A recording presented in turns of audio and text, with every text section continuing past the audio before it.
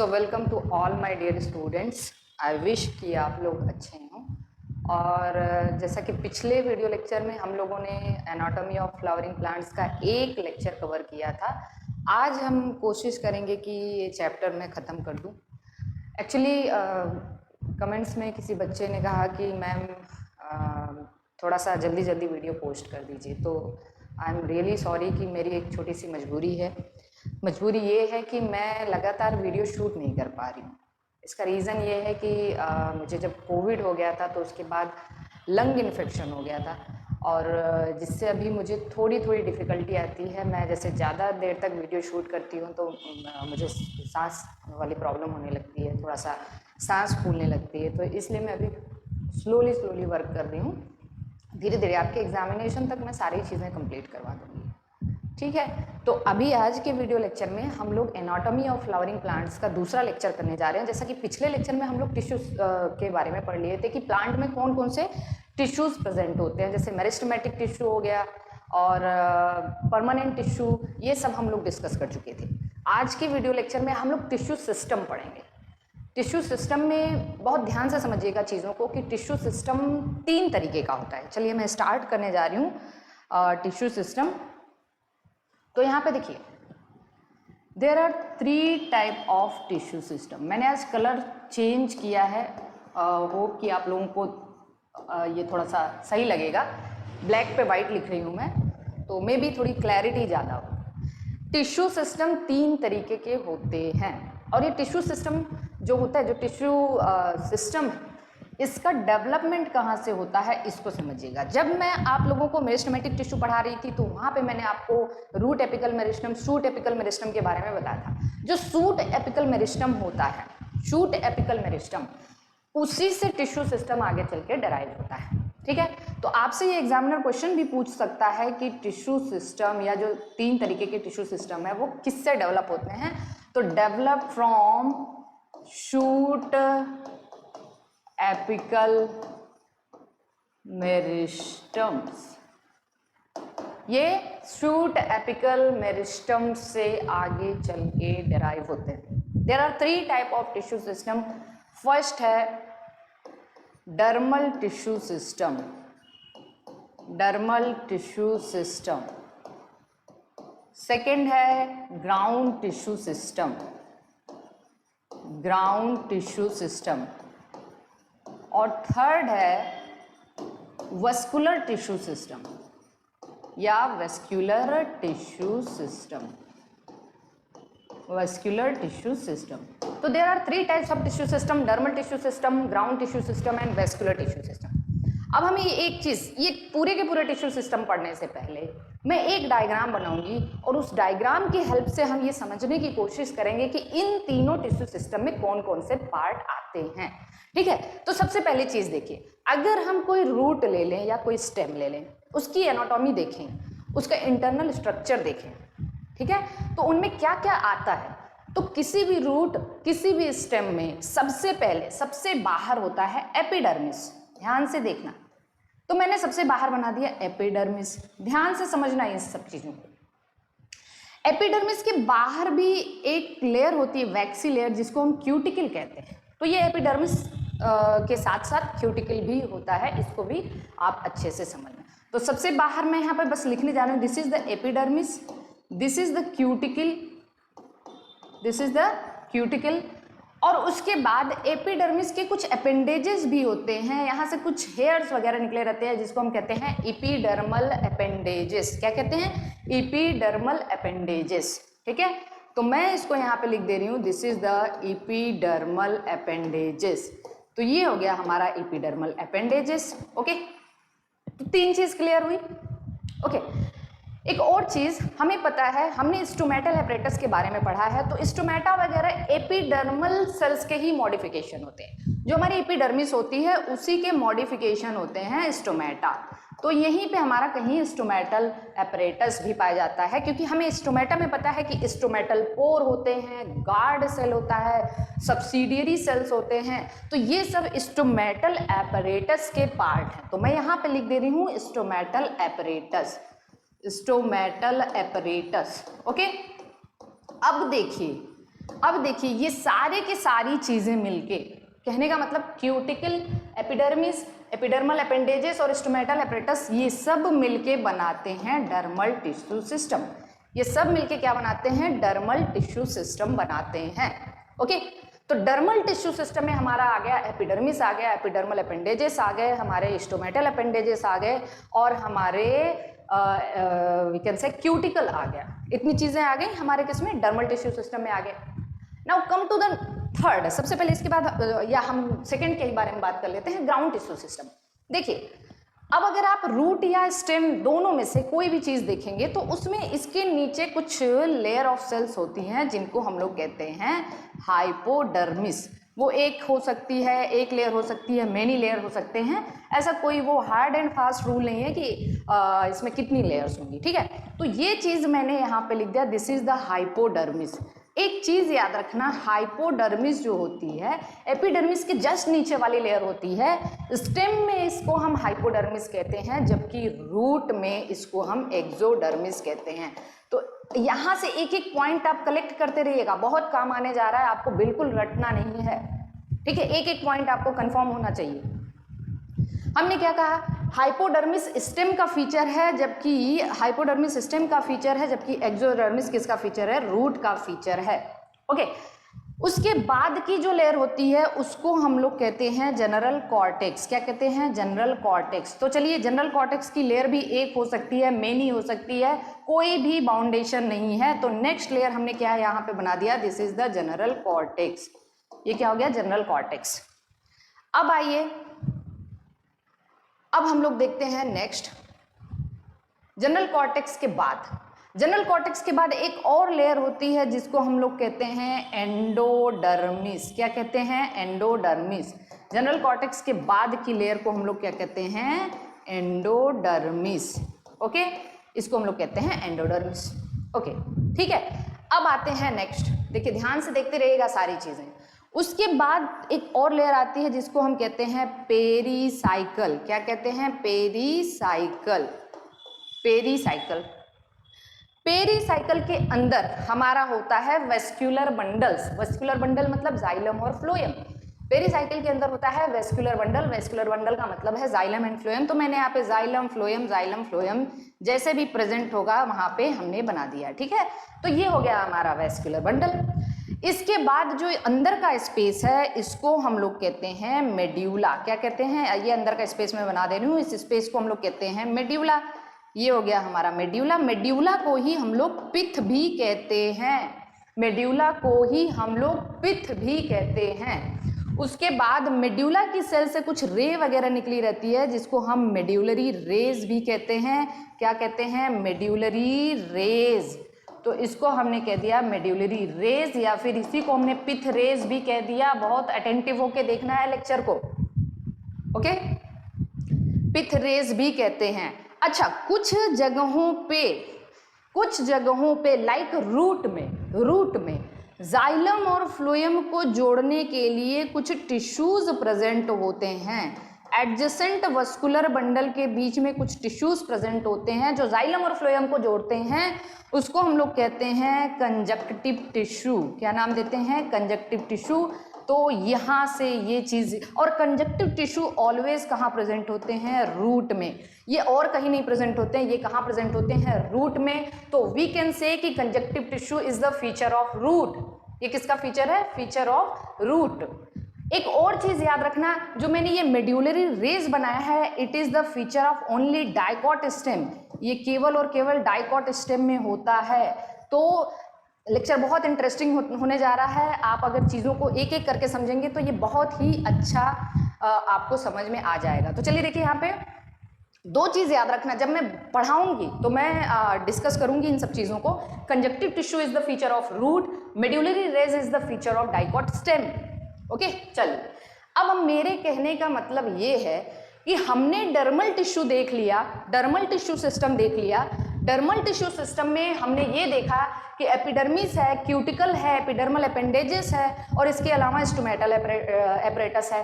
Okay, तीसरा हम इसके बाद देखेंगे vascular tissue system. Vascular tissue system में हमारा आ जाएगा वैस्कुलर बंडल। क्या आ जाएगा? Vascular bundle. तो मैं यहाँ पे लिख दूं कि वस्कुलर टिश्यू सिस्टम में हमारे आ जाएंगे वैस्कुलर बंडल्स। अब हमें पता है कि हमारा वैस्कुलर बंडल क्या है? Xylem and phloem. अब मुझे एक बात बताओ, हमें और चीजें जितनी भी छूटी हुई हैं डर्मल टिश्यू सिस्टम के और वस्कुलर टिश्यू सिस्टम के अलावा, वो सब कुछ आएगा ग्राउंड टिश्यू सिस्टम में। Everything will come into ground tissue system. Okay, तो हम कह सकते हैं कि ग्राउंड टिश्यू सिस्टम में क्या क्या है, तो हमारे दिमाग में आएगा ग्राउंड टिश्यू सिस्टम में हाइपोडर्मिस है, एक्सोडर्मिस है, जनरल कॉर्टेक्स है और एंडोडर्मिस है ना। इसके अलावा भी और क्या है? पेरिसाइकल है, मेड्यूला है, मेड्यूलरी रेज है और कंजक्टिव टिश्यू है। यही है ना dermal tissue system, sorry ground tissue system में, क्योंकि हमने डर्मल टिश्यू सिस्टम और वस्कुलर टिश्यू सिस्टम को बता दिया, तो जितनी भी चीजें अभी बची हुई हैं वो ग्राउंड टिश्यू सिस्टम में आएंगी, ये हमें पता चल चुका है। अब मैं आपको कुछ स्पेसिफिक पॉइंट बताने जा रही हूँ जो आपको बहुत ध्यान से सुनना है। पहले एक चीज तो मैं ये भी आपको बता दूं कि ये जो तीन मैंने बताया, हाइपोडर्मिस, जनरल कॉर्टेक्स और एंडोडर्मिस, इन तीनों को हम लोग कहते हैं कॉर्टेक्स। क्या कहते हैं? कॉर्टेक्स। तो एक बात बताइए, हमें इतनी चीज पता चल चुकी है कि कॉर्टेक्स में तीन लेयर है, हाइपोडर्मिस है, जनरल कॉर्टेक्स और एंडोडर्मिस है। कभी कभी एग्जामिनर आपसे पूछ देगा which is the first layer of cortex, which is the last layer of cortex, है ना। तो कॉर्टेक्स की लास्ट लेयर क्या है? एंडोडर्मिस है। कॉर्टेक्स की फर्स्ट लेयर क्या है? हाइपोडर्मिस है। कॉर्टेक्स की मिडिल लेयर क्या है? जनरल कॉर्टेक्स है। अब जो मैं स्पेसिफिक पॉइंट बताऊंगी वो बहुत ही इंपॉर्टेंट है और बहुत जगह पूछा जाता है। एक बात हमेशा याद रखना कि जो आप नीट की प्रिपरेशन कर रहे हो उसमें आपको अगर ये चीज़ें क्लियर होती हैं ना, तो आप बहुत सारे एग्जाम दे सकते हो। बायोलॉजी से रिलेटेड बहुत सारे एग्जाम आप क्लियर कर सकते हो। नहीं बस ये केवल नीट में ही आपको काम नहीं आएगा, बायोलॉजी का कोई भी एग्जामिनेशन हो, आगे चल के आप अगर आप मास्टर्स करते हो, पीजी और क्या कहते हैं यूजी पीजी करते हो, उसके बाद ढेर सारी वैकेंसीज आती हैं, टीचर्स की वैकेंसीज आती हैं, बहुत सारी वैकेंसीज आती हैं, वहाँ पे हर जगह आपको ये काम आएगा। ठीक है, तो एक बार अपना कॉन्सेप्ट क्लियर कर लीजिए, रटना छोड़ दीजिए कि आप लाइन टू लाइन रटते जा रहे हो और वो एक टाइम के बाद वो भूल जाता है। एक बार कॉन्सेप्ट क्लियर करके पढ़ोगे, एक अच्छा नोट प्रिपेयर करोगे, तो ये चीज़ें आपकी लॉन्ग लास्ट होंगी। ओके, अभी आप यहाँ पे देखिए, मैं जो बताने जा रही हूँ एक लाइन में बोलने जा रही हूँ, inner to endodermis, inner to endodermis everything is stele. Stele क्या होता है? What is stele? एक टर्म है स्टील। तो हम कहेंगे कि inner to endodermis everything is stele. तो बताओ एंडोडर्मिस के अंदर क्या क्या है? पेरिसाइकिल है, जाइलम फ्लोएम है, मेड्यूला है, मेड्यूलरी रे है, कंजक्टिव टिश्यू है। तो हमने यहाँ पे एक नाम लिख दिया inner to endodermis, inner to endodermis. ठीक है, एवरीथिंग इज स्टील। एंडोडर्मिस के अंदर सब कुछ स्टील के का पार्ट है। तो अगर आपसे एग्जामिनर पूछता है कि स्टील के अंदर कौन सा टिश्यू सिस्टम है, तो स्टील के अंदर ग्राउंड टिश्यू सिस्टम भी है और वस्कुलर टिश्यू सिस्टम भी है। हालांकि ग्राउंड टिश्यू सिस्टम अधूरा है स्टील के अंदर, जबकि वस्कुलर टिश्यू सिस्टम पूरा का पूरा है, स्टील के अंदर ही है।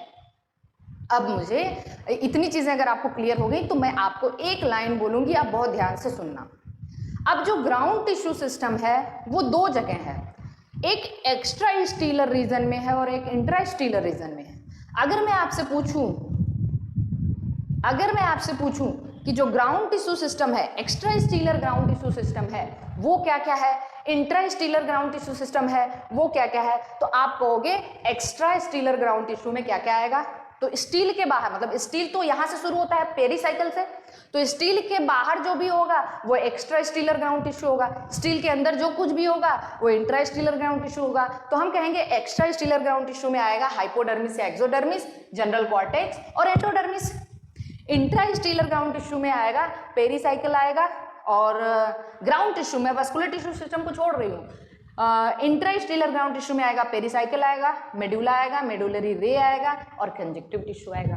तो हम इस तरीके से ग्राउंड टिश्यू सिस्टम को दो पार्ट में डिवाइड कर सकते हैं। तो चलिए ग्राउंड टिश्यू सिस्टम को हम दो पार्ट में डिवाइड करने जा रहे हैं, इसको बहुत ध्यान से समझना। तो आप अभी अभी बताइए मुझे, अभी भी हमने जो बताया है उसके बेसिस पे आप मुझे बताइए। ग्राउंड टिश्यू सिस्टम को हमने दो पार्ट में डिवाइड किया। पहला हमने कहा this is first is the extra stelar ground tissue, extra stelar ground tissue, and second is the intrastelar ground tissue, second is the intrastelar ground tissue. अब मुझे बताइए कि एक्स्ट्रास्टीलर ग्राउंड टिश्यू में क्या क्या आ जाएगा। तो हमें पता है कि सबसे पहले आ जाएगा हाइपोडर्मिस। आपसे सवाल यहाँ से भी पूछा जा सकता है, एक्स्ट्रास्टीलर ग्राउंड टिश्यू की सबसे पहली लेयर कौन सी है, एक्स्ट्रास्टीलर ग्राउंड टिश्यू की सबसे आखिरी लेयर कौन सी है, ठीक है, ऐसे ऐसे सवाल भी पूछा जा सकता है। हाइपोडर्मिस या एक्सोडर्मिस, एक्सोडर्मिस किसका फीचर है भाई, रूट का फीचर है, ये तो हमें पता है। हाइपोडर्मिस स्टेम का फीचर है। इसमें आ जाएगा नेक्स्ट क्या आ जाएगा, जनरल कॉर्टेक्स आ जाएगा। थर्ड लेयर क्या आ जाएगी, एंडोडर्मिस आ जाएगी, ठीक है, थर्ड क्या आ जाएगी, एंडोडर्मिस आ जाएगी। इंट्रास्टीलर ग्राउंड टिश्यू का सबसे पहला लेयर क्या है, पेरीसाइकिल है, या इसी को हम कह सकते हैं कि पेरीसाइकिल स्टील की भी सबसे पहली लेयर है। स्टील की सबसे फर्स्ट लेयर क्या है, पेरीसाइकिल है, वही इंट्रास्टीलर ग्राउंड टिश्यू भी है। इसके बाद क्या है, जल्दी से बताइए, मेड्यूला है। मेड्यूला को हम लोग और क्या कहते हैं, पिथ कहते हैं। और क्या है, मेड्यूलरी रेज है, मेड्यूलरी रेज को हम लोग और क्या कहते हैं, पिथ रेज कहते हैं। और क्या है, कंजक्टिव टिश्यू है। कंजक्टिव टिश्यू किसका फीचर है, रूट का फीचर है, ठीक है, ये किसका फीचर है, रूट का फीचर है। मेड्यूलरी रे किसका फीचर है, डाइकॉट स्टेम का फीचर है। इतनी चीज तो हमें पता चल चुकी है, इतनी चीजें हमें क्लियर हो चुकी हैं। ओके, अब मैं क्या करने जा रही हूँ, हम एक एक पार्ट के बारे में पढ़ेंगे। बहुत आसान है, बहुत आसान है टिश्यू सिस्टम। आप बिल्कुल भी एनाटॉमी से मत डरिए, जितनी चीज़ें मैं पढ़ा रही हूँ उसको बहुत ही बारीकी से पढ़िए, एकदम आसान हो जाएगा, हलवा हो जाएगा एकदम, ठीक है। तो चलिए देखिए नेक्स्ट, अब हम क्या करेंगे, ग्राउंड टिश्यू सिस्टम को एक एक करके देखेंगे कि हाइपोडर्मिस सिस्टम में कैसा होता है, मतलब जनरल कॉर्टेक्स सिस्टम में कैसा है, रूट में कैसा है, लीफ में कैसा है, एंडोडर्मिस रूट स्टेम लीफ में कैसी कैसी है, क्या क्या डिफरेंसेस हैं, पेरीसाइकिल, मेड्यूला, ये सब हम चीज देखेंगे। ओके, तो सबसे पहले हम किसको डिस्कस करने जा रहे हैं, हाइपोडर्मिस को। तो हम एक्स्ट्रा स्टीलर सबसे पहले किसको डिस्कस करेंगे, ओह सॉरी, हाँ, अब हम क्या, हमने टिश्यू सिस्टम तो कर लिया, टिश्यू सिस्टम कर लिया हमने। अब हम देखेंगे डर्मल टिश्यू सिस्टम से स्टार्ट करेंगे, डर्मल टिश्यू सिस्टम से स्टार्ट करेंगे और हम देखेंगे कि डर्मल टिश्यू सिस्टम कैसा है, ग्राउंड टिश्यू सिस्टम कैसा है, वस्कुलर टिश्यू सिस्टम कैसा है। तो सबसे पहले हमने क्या देखा यहाँ पे, इसको हम सबसे पहले हम क्या कर रही हूँ मैं, अरे सॉरी,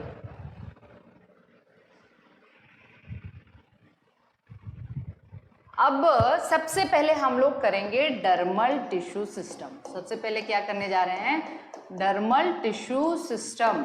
बताइए मुझे डर्मल टिश्यू सिस्टम की सबसे पहली लेयर क्या आती है, हमने कहा एपिडर्मिस। हम तीनों में देखेंगे डर्मल टिश्यू सिस्टम कैसा है, तीनों में देखेंगे डर्मल टिश्यू सिस्टम कैसा है। तो देखिए डर्मल टिश्यू सिस्टम हम सबसे पहले देखेंगे रूट में कैसा है, फिर हम देखेंगे ये स्टेम में कैसा है, फिर हम देखेंगे ये लीव्स में कैसा है, ओके, फिर ये लीव्स में कैसा है। तो देखिए हम एक एक चीज को डिस्कस करने जा रहे हैं। तो देखिए रूट की जो एपिडर्मिस होती है सिंगल लेयर होती है, रूट की एपिडर्मिस कैसी होती है, सिंगल लेयर होती है। तो याद रखिए यहाँ पे सिंगल लेयर होती है, एपिडर्मिस इसकी कैसी है, single layered epidermis, single layered epidermis. Root की एपिडर्मिस कैसी है, सिंगल लेयर है, एकदम ध्यान से समझना। इसके बाद यहाँ पे रूट की सबसे स्पेसिफिक बात यह है कि देयर इज नो क्यूटिकल, यहाँ पे क्यूटिकल नहीं होता। अच्छा क्यूटिकल होता किस लिए, क्यूटिकल होता है वाटर लॉस को रोकने के लिए। मेरी बात को बहुत ध्यान से समझना। तो बताइए वाटर मतलब ट्रांसपिरेशन के द्वारा, वाष्पोत्सर्जन के दौरान जो वाटर का लॉस होता है, एक्सेस वाटर के लॉस को रोकने के लिए क्यूटिकल होता है। तो वाटर लॉस कहाँ से हो सकता है भाई, रूट से तो वाटर लॉस ज़्यादा होने की चांसेस है नहीं, क्योंकि एक्सपोज्ड रीजन हमारा स्टेम है और लीफ है। तो ऑब्वियसली क्यूटिकल कहाँ होना चाहिए, स्टेम में होना चाहिए और लीफ में होना चाहिए। तो रूट में क्यूटिकल क्या होता है, एब्सेंट होता है। तो चलिए next, there is no stomata, यहाँ पे स्टोमेटा भी नहीं होता, यहाँ पे स्टोमेटा भी नहीं होता। तो होता क्या है, हाँ होता है यहाँ पे रूट हेयर्स प्रेजेंट होते हैं। क्या प्रेजेंट होते हैं, रूट हेयर्स प्रेजेंट होते हैं। और रूट हेयर्स ऑलवेज यूनिसेलुलर होते हैं, यूनिसेलर होते हैं। और आप बताइए रूट हेयर का काम क्या है, रूट हेयर क्या करता है, हम लोग ट्रांसपोर्ट वाले चैप्टर में पढ़ चुके हैं, absorption of water and mineral, मतलब मिनरल और वाटर के एब्जॉर्प्शन के सरफेस एरिया को इंक्रीज करता है। इसीलिए यूनिसेलर, यूनिसेलर का मतलब एक सेल का बना होगा तो आसानी से वाटर एब्जॉर्ब हो जाएगा। अगर ये मल्टी सेलर होता तो वाटर एब्जॉर्प्शन काफ़ी जो है कॉम्प्लेक्स हो जाता या नहीं हो पाता, तो इसीलिए ऑलवेज यूनिसेलर होता है। तो this is about the root के डर्मल टिश्यू सिस्टम के बारे में हम लोग पढ़ चुके हैं। Now come to the stem, stem के बारे में देखते हैं। स्टेम में देखिए सिंगल लेयर्ड एपिडर्मिस यहाँ भी होती है, यहाँ की एपिडर्मिस भी कैसी होती है, सिंगल लेयर्ड एपिडर्मिस। तो मैं यहाँ पे भी लिख दूं single layer epidermis, single layered epidermis. Okay, इसके बाद हम दूसरी चीज क्या देखते हैं, cuticle present in some, cuticle present in some. Some का मतलब ये है कि एब्सेंट इन मोनोकॉट, मोनोकॉट में क्यूटिकल एब्सेंट होता है, मोनोकॉट में एब्सेंट होता है, डाइकॉट में होता है। उसके बाद हम देख लेते हैं stomata present in some, stomata present in some, यहाँ पे स्टोमेटा भी कुछ में प्रेजेंट होता है और ये स्टोमेटा जनरली मोनोकॉट में एब्सेंट होते हैं, एब्सेंट इन मोनोकॉट्स।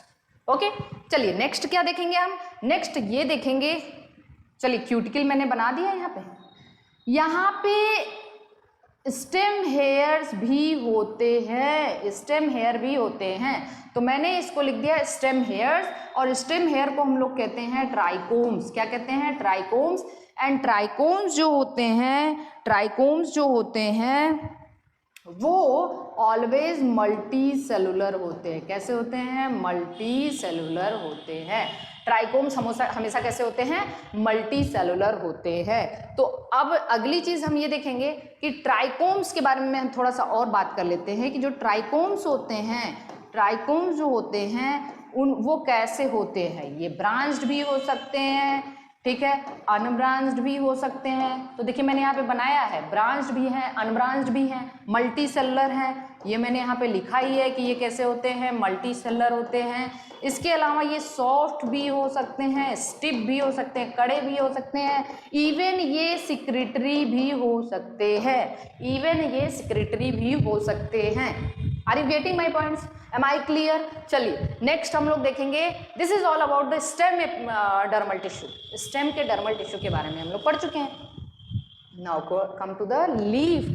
लीफ का डर्मल टिश्यू में जो एपिडर्मिस होता है, एपिडर्मिस जो होता है बोथ साइड होता है। कहाँ होता है, बोथ साइड्स होता है, मतलब एक एपिडर्मिस ऊपर होता है और एक लोअर एपिडर्मिस भी होता है, एक लोअर, तो ये हो गया अपर एपिडर्मिस, ये क्या हो गया, अपर एपिडर्मिस, और ये हो गया लोअर एपिडर्मिस।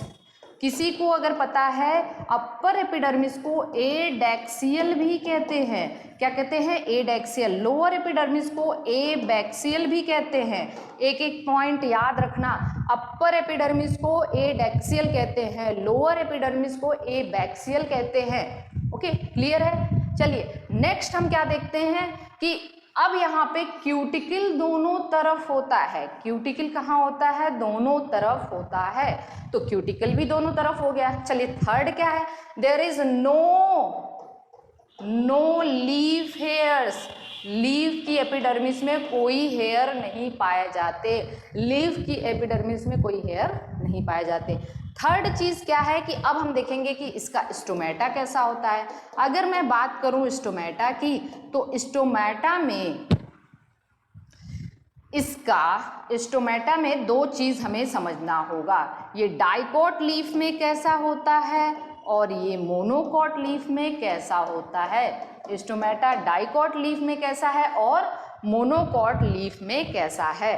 तो अब देखिए डाइकोट लीफ में एक बात हमेशा याद रखना, जो डाइकोट लीफ होती है उनमें स्टोमेटा जनरली लोअर एपिडर्मिस पे पाए जाते हैं। किस पे पाए जाते हैं? लोअर एपिडर्मिस पे पाए जाते हैं। इसलिए डाइकॉट लीफ को हम लोग हाइपोस्टोमेटिक टाइप कहते हैं, या यहाँ इसके स्टोमेटा को हम कहते हैं हाइपोस्टोमेटिक स्टोमेटा।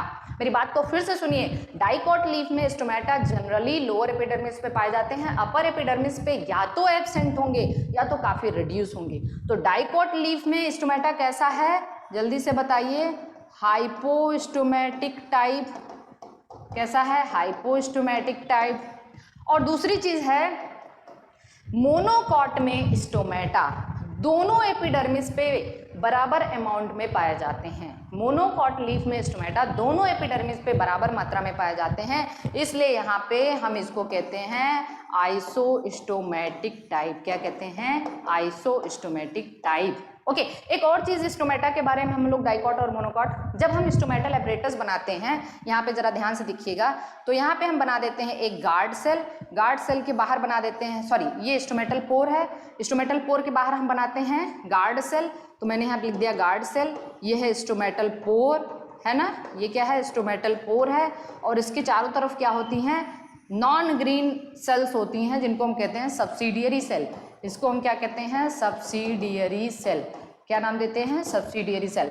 अब हमें एक चीज यहाँ से, हम लोग ट्रांसपोर्ट वाले चैप्टर में इसको पढ़े भी हैं कि जो गार्ड सेल होता है, गार्ड सेल डाइकॉट में किडनी शेप का होता है, रेनी फॉर्म होता है, जबकि मोनोकॉट में ये डम्बल शेप होता है। तो हमें पता है यहाँ पे गार्ड सेल रेनी फॉर्म। रेनी फॉर्म का मतलब किडनी शेप। कैसा होता है? Kidney shape. और यहाँ पे गार्ड सेल कैसा होता है? मोनोकॉट में, मोनोकॉट में गार्ड सेल होता है डम्बल शेप। कैसा होता है? Dumbbell shape. Is it clear? तो ये हो गया डर्मल टिश्यू सिस्टम, ये हो गया dermal tissue system. Dermal tissue system stem में कैसा है, रूट में कैसा है और लीफ में कैसा है, ये चीज़ें मैंने अभी आपको बता दी कि स्टेम में डर्मल टिश्यू सिस्टम में क्या क्या है, लीफ के डर्मल टिश्यू सिस्टम में क्या क्या है और रूट के डर्मल टिश्यू सिस्टम में क्या क्या है। तो ये यहाँ तक चीज़ें एकदम बढ़िया से इसको रिवाइज करना। अगर नहीं आए तो वीडियो पॉज करना और पीछे जाके फिर से इसको देखना, फिर आगे मूव करना। ओके, और आप नोट भी जरूर प्रिपेयर करना, क्योंकि नोट काफ़ी हेल्पफुल होगा आपको आगे पढ़ाई करने के लिए, क्योंकि मैं प्रॉपर नोट दे रही हूँ, प्रॉपर नोट दे रही हूँ। इससे ज़्यादा ना तो आपको किसी बुक में मिलेगा अभी नीट की प्रिपरेशन के लिए जो यूजफुल है, ठीक है, वो सारी चीज़ें यहाँ पे। ओके, चलिए now come to the second tissue system, that is the ground tissue system. तो अगला टिश्यू सिस्टम है ground tissue system. Ground tissue system, हाँ, अब एक चीज आपके दिमाग में आ रही होगी कि एनसीईआरटी में तो ऐसा दिया नहीं है। एनसीईआरटी में बिल्कुल ऐसा नहीं दिया है, यही तो गलती है। अगर एनसीईआरटी में ऐसे दिया रहता तो फिर टीचर्स की जरूरत क्या पड़ती, ये बताइए। एनसीईआरटी में जो दिया है वो डायरेक्ट दिया है, लीफ का, रूट का, स्टेम का, वो आपको बिल्कुल नहीं समझ में आएगा। वो आप रट ले जाओगे, अंडरलाइन कर ले जाओगे, बाद में 10 दिन बाद भूल जाओगे, फिर पढ़ोगे, फिर अंडरलाइन करोगे, फिर भूल जाओगे। इससे बढ़िया है अगर आप हर एक चीज को एक एक करके पढ़ लोगे, तो मैं कहूंगी कि एक डाइकॉट रूट बना दो, आप तुरंत से बना दोगे। एक डाइकॉट स्टेम बना दो, एक मोनोकॉट रूट बना दो, आप तुरंत से एक एक पॉइंट ड्रॉ करते चले जाओगे। अगर यकीन ना हो तो आप वीडियो देखिए और बाद में मैं खुद आपसे कहूंगी कि आप एक डाइकॉट स्टेम का स्ट्रक्चर बनाइए, एक मोनोकॉट रूट का स्ट्रक्चर बनाइए, एक लीफ का स्ट्रक्चर बनाइए, आप आराम से बना ले जाओगे। ठीक है, तो पहले बस अब देखते हैं हम लोग ground tissue system. Ground tissue system अभी मैंने बताया था एक्स्ट्रा स्टीलर है और इंट्रा स्टीलर है। तो सबसे पहले हम लोग extra stelar ground tissue system के बारे में बात कर लें। सबसे पहले हम लोग extra stelar ground tissue system के बारे में बात कर लेते हैं। तो उसमें एक्स्ट्रा, अब यहाँ पे देखिए मैं लिख दे रही हूँ एक्स्ट्रा स्टीलर, जैसा कि मैंने आपको भी बताया था कि एक्स्ट्रा स्टीलर और इंट्रा स्टीलर ग्राउंड टिश्यू में क्या आएगा। इसकी सबसे पहली लेयर हमने क्या बताई थी आपको, हाइपोडर्मिस बताई थी।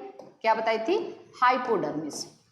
लेकिन हाइपोडर्मिस किसका फीचर है, स्टेम का फीचर है। और वहीं पे on the other hand root में इसको हम लोग क्या कहते हैं, एक्सोडर्मिस कहते हैं। रूट में इसको हम क्या कहते हैं, एक्सोडर्मिस कहते हैं। चलिए मुझे बताइए कि अगर आपसे कोई पूछे कि हाइपोडर्मिस क्या है तो आप क्या कहोगे, it is the first layer of cortex. It is the first layer of cortex. या आप दूसरे तरीके से इसको कैसे डिफाइन कर सकते हो, पहला तो आप इसको डिफाइन कर सकते हो, this is the first layer of cortex. First layer of cortex. दूसरे तरीके से आप इसे कैसे डिफाइन कर सकते हो? दूसरे तरीके से आप इसे डिफाइन कर सकते हो, it is present between epidermis and general cortex. Epidermis and general cortex, there may be two definition of hypodermis. Same वही चीज तो हम एक्सोडर्मिस में भी लिख सकते हैं, लेकिन हम ये जानते हैं कि it is the feature of stem and it is the feature of root. अंतर यही है कि ये रूट में होता है, ये स्टेम में होता है। इसको भी हम कह सकते हैं it is the first layer of cortex, it is the first layer of general cortex, या it is between epidermis and general cortex of root and this is of stem. Okay, is it clear? अब हम अगली चीज देखेंगे कि चलिए देखिए, ये hypodermis in dicot stem, stem की बात कर रहे हैं हम, तो डाइकोट स्टेम में कैसा होगा? इन मोनोकोट स्टेम, ये मोनोकोट स्टेम में कैसा होगा? यहां भी मैं एक चीज आपको बता चुकी हूं, यहां भी मैं बता चुकी हूं कि डाइकोट स्टेम का हाइपोडर्मिस कोलन काइमेटस होता है। कैसा होता है? कोलन काइमेटस होता है, जबकि मोनोकोट स्टेम की हाइपोडर्मिस स्क्लेरन काइमेटस होती है। I have already discussed it about in my previous lecture. मैंने कोलन काइमा और स्क्लेरन काइमा के बारे में डिस्कस करते हुए बताया था कि मैं आपसे पूछूंगी कि कोलन काइमा कहाँ होता है और स्क्लेरन काइमा कहाँ होता है। तो डाइकोट स्टेम में कोलन काइमेटस हाइपोडर्मिस होता है, मोनोकोट स्टेम में स्क्लेरन काइमेटस हाइपोडर्मिस। कोलन काइमेटस को मतलब यहाँ पेक्टिन डिपोजिशन होता है, इसलिए ये फ्लेक्सिबिलिटी प्रोवाइड करता है। स्क्लेरन काइमेटस डेड होता है। अब दूसरी चीज जो आपके एनसीईआरटी में गिवन है वो ये है, इट मे बी यूनिफॉर्म।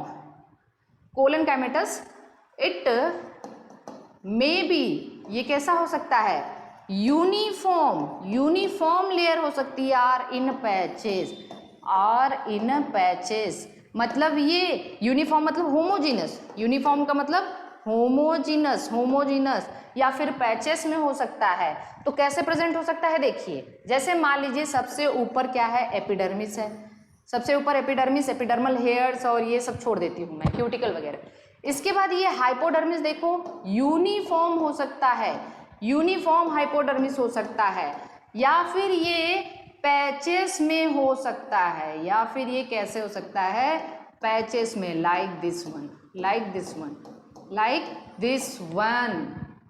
तो ये यूनिफॉर्म भी हो सकता है और ये पैचेस में भी हो सकता है। यूनिफॉर्म या होमोजेनस का एग्जाम्पल आपके एनसीईआरटी में नहीं दिया है, लेकिन मैं लिख दे रही हूँ, ये सनफ्लावर में होता है और पैचेस वाला कुकुरबिटा में होता है। कहाँ होता है? कुकुरबिटा में होता है। Any problem? कितना आसान है। तो हम कह सकते हैं डाइकोट स्टेम का जो हाइपोडर्मिस है वो कोलन काइमेटस है, मोनोकोट स्टेम का हाइपोडर्मिस कैसा है? स्क्लेरन काइमेटस है। चलिए, बहुत अच्छी बात है। अब हम आ जाते हैं इसमें एक्सोडर्मिस में। तो एक्सोडर्मिस बिल्कुल इसके बारे में कुछ नहीं करना है, ये कहाँ होता है? रूट में होता है। डेफिनेशन मैंने आपको ऑलरेडी बता दिया। तो this is about the hypodermis and exodermis. अब बताइए, एक्स्ट्रा स्टीलर ग्राउंड टिश्यू की सेकेंड लेयर क्या है? जनरल कॉर्टेक्स है।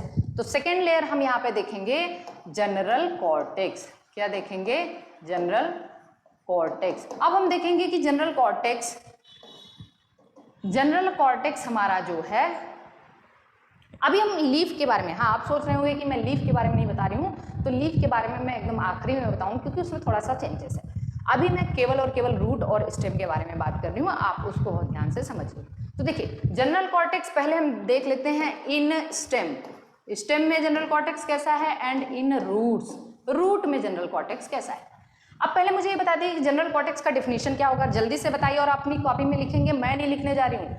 General cortex is the second layer of cortex. It is the second layer of cortex, and you can also say कि this is present in between hypodermis and endodermis. Hypodermis और endodermis. In case of stem or in case of root, it is present in between exodermis and endodermis. Exodermis and endodermis. तो ये इसका definition हो गया। आइए देखते हैं general cortex होता कैसा है। स्टेम में भी हम देखेंगे in dicot stem, in dicot stem और in monocot stem, in monocot देख लेते हैं। चलिए देखिए, सबसे पहली चीज और अच्छी बात यह है कि मोनोकॉट स्टेम में जनरल कॉर्टेक्स एब्सेंट होता है। जनरल कॉर्टेक्स, या मैं ऐसे कह दूं कि यहाँ पे मोनोकॉट में जनरल कॉर्टेक्स क्या है, एब्सेंट है। जनरल कॉर्टेक्स एब्सेंट होता है। अब चलिए देखिए डाइकॉट में जनरल कॉर्टेक्स कैसा होता है। तो डाइकॉट में general cortex green and photosynthetic होता है। ग्रीन एंड फोटोसिंथेटिक होता है। फोटोसिंथेटिक जहां भी टर्म आए तो बताने की जरूरत है क्या कि वो क्लोरोप्लास्ट स्टोर करता होगा, उसके पास क्लोरोप्लास्ट होगा तभी तो वो फोटोसिंथेसिस करेगा।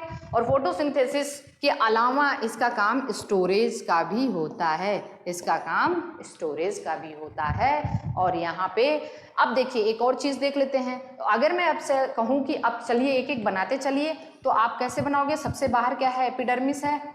एपिडर्मिस के बाद क्यूटिकल है। क्यूटिकल के बाद हेयर्स हैं, ट्राइकोन्स इसको कहेंगे। उसके बाद हाइपोडर्मिस है ना। हाइपोडर्मिस के बाद जनरल कॉर्टेक्स है। जनरल कॉर्टेक्स है, ठीक है। ये हो गया हमारा जनरल कॉर्टेक्स बना दिया हमने। कोई दिक्कत यहाँ तक, कोई प्रॉब्लम नहीं है। यहाँ पे मोनोकॉट में है ही नहीं, मोनोकॉट में ये है ही नहीं जनरल कॉर्टेक्स। चलिए रूट का जनरल कॉर्टेक्स को देख लेते हैं हम लोग। रूट में जनरल कॉर्टेक्स कहाँ का काम क्या है। तो रूट में जनरल कॉर्टेक्स का काम पढ़ने से पहले मैं आपको ले चलती हूँ ट्रांसपोर्ट वाले चैप्टर में। याद करिए ट्रांसपोर्ट वाले चैप्टर में हम लोग मिनरल और वाटर का ट्रांसपोर्ट पढ़ रहे थे। तो यहाँ पे हमने देखा था कि सबसे बाहर की लेयर क्या है, एपिडर्मिस। एपिडर्मिस के अपेंडेजेस को आप लोग कहते हो रूट हेयर। रूट हेयर ने वाटर को क्या किया, एब्जॉर्ब किया। रूट हेयर ने वाटर को एब्जॉर्ब किया। उसके बाद ये रूट हेयर मान लीजिए यहाँ पे एक्सोडर्मिस बना दिया मैंने।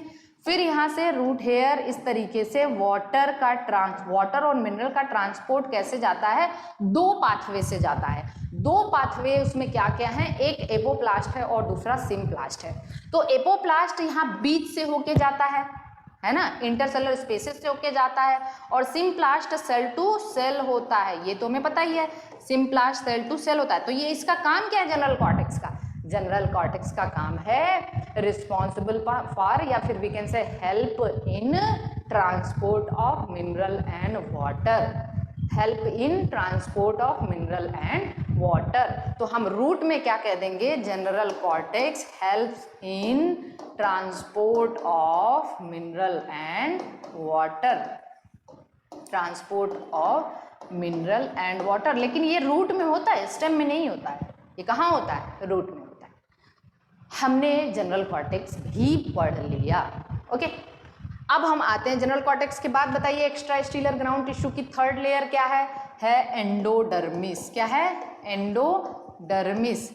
एंडोडर्मिस। अब हम देखेंगे कि एंडोडर्मिस इन स्टेम कैसा होता है और एंडोडर्मिस इन रूट कैसा होता है। स्टेम में कैसा होता है और रूट में कैसा होता है। तो हम देखेंगे कि एंडोडर्मिस स्टेम में भी दो, एक डाइकोट स्टेम में कैसा होता है और मोनोकोट स्टेम में कैसा होता है। तो पहले हम रूट की स्टेम की बात कर लें। डाइकोट का एंडोडर्मिस सिंगल लेयर्ड डाइकोट का